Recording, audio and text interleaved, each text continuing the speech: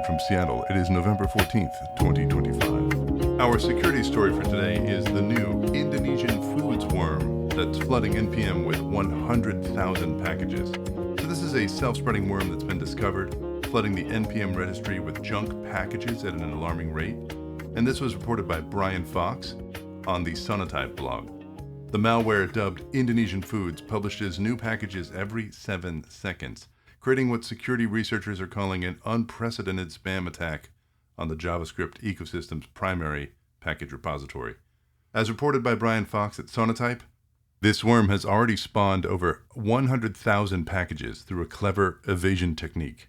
Unlike typical NPM malware like Shai Hulud that executes automatically during installation, Indonesian Foods hides its payload in files named auto.js or publishscript.js, and it requires manual execution. But once triggered, it enters an infinite loop, removing private flags, generating random version numbers, and publishing approximately 12 packages per minute, while creating circular dependencies between them.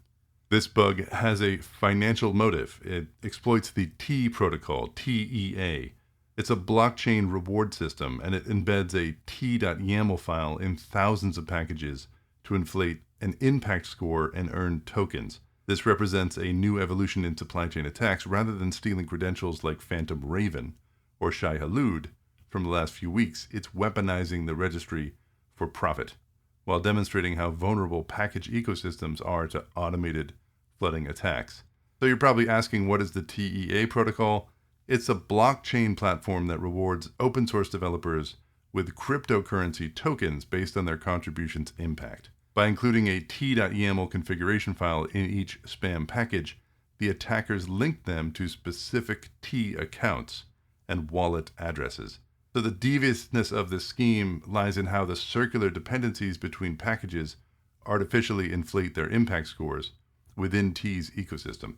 They're basically gaming the system that's designed to compensate legitimate open source contributors, turning what should be a reward for genuine open source innovation into a cryptocurrency mining operation that's powered by NPM registry spam. So for more information about this Indonesian Foods situation, go read Brian Fox's blog, and you can see the link in the show notes. It's on the Sonotype blog. Today's programming story is GPT 5.1. It's smarter and more conversational. They've also introduced some options so that you can have more control over the tone that you want the responses to be in. Do you want it to be casual? Do you want it to be formal, professional? They also have different variants.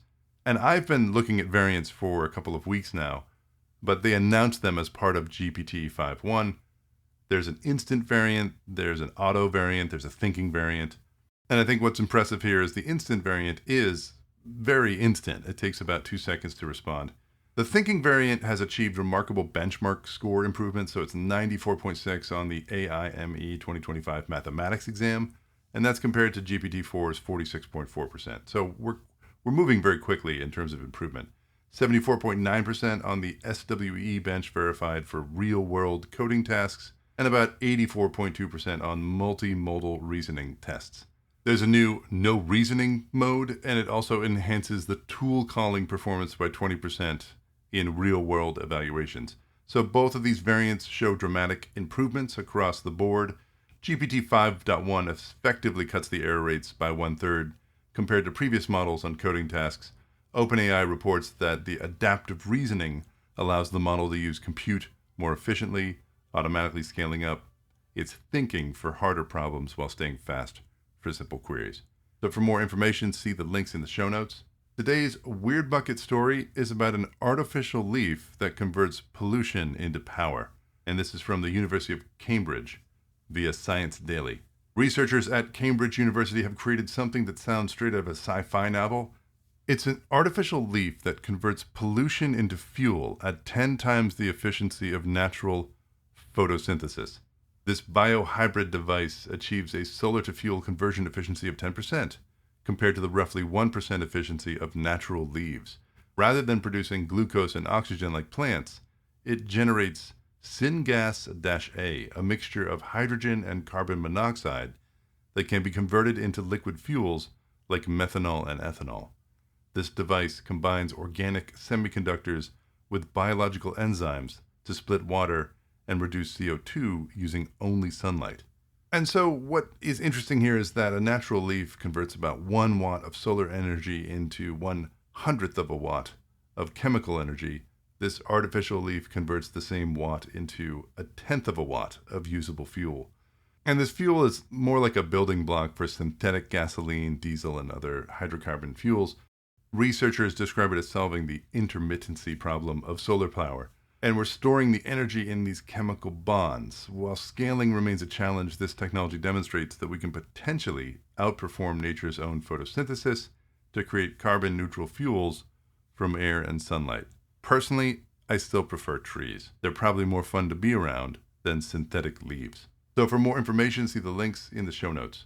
And now for more general technology news, Spotify has finally launched its long-awaited lossless audio tier.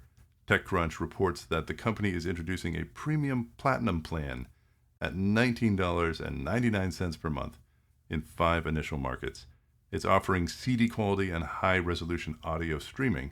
This is double the standard premium plan's price of $9.99 monthly, and it positions it above Apple Music's $10.99 lossless tier and at the same price as Tidal's $19.95 Hi-Fi Plus subscription.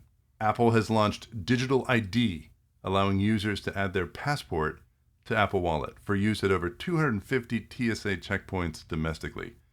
TechCrunch reports that while the feature speeds up security, on domestic flights, international travel still requires physical passports, and travelers are still keeping their physical documents with them, even for domestic trips, as backup. The United Kingdom has unveiled comprehensive cybersecurity legislation. Integrity 360 reports the new Cybersecurity and Resilience Bill requires managed service providers to report breaches within 24 hours and maintain detailed incident response playbooks.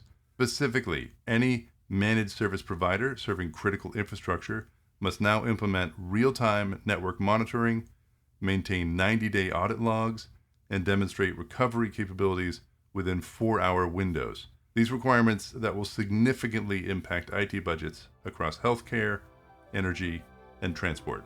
So that's all for today's news. Remember to check the show notes for links to all the stories that we've covered.